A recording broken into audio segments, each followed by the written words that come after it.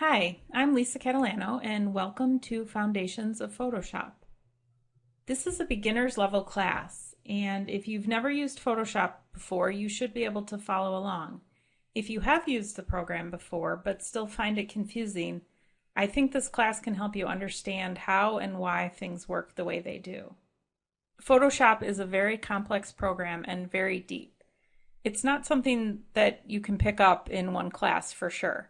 However, this class should help you build a strong foundation that will allow you to do good work. My goal for the class is that when you're done with this, you're going to feel comfortable exploring Photoshop in more depth and you aren't afraid to try new things. If you know how to work non-destructively, you can experiment without penalty.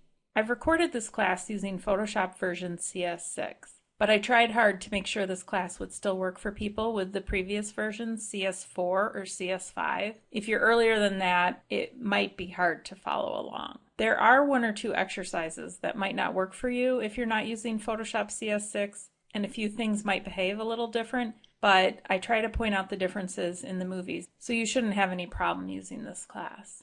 In this first lesson, we're going to cover Photoshop's workspace and how to get around. We're going to talk about preferences, zooming, and managing your files. If you've used Photoshop before, you may not need to watch these movies. You might still want to check out the last few movies on the mini bridge.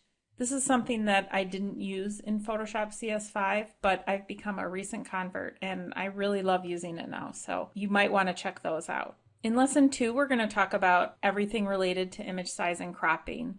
In Lesson 3, we're going to focus on the Layers panel, and we'll get to use some of the blending modes and layer styles.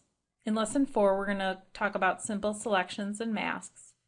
In Lesson 5, we'll talk about the Adjustments panel and how to adjust your images. In Lesson 6, we'll focus on retouching your photos, and that will include some of the content-aware tools. Lesson 7 will be on the design tools, or some of the design tools in Photoshop.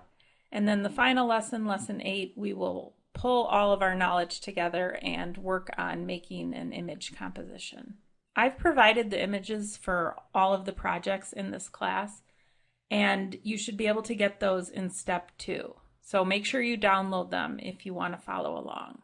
I've also created reference sheets for many of the topics that we discuss in this course. These are provided at the end of each lesson. When I teach live classes, these sheets are among the things that my students thank me for the most, so I am sharing them with you here because I think they can be very helpful.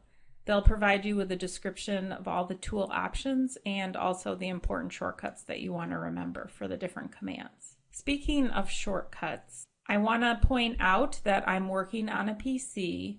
When I am using the shortcuts, which I do use in this class a lot because I think they're very helpful, when I'm hitting the Alt key, you're going to want to hit the Option key, and when I'm hitting the Control key, you're going to want to hit the Command key on the Mac.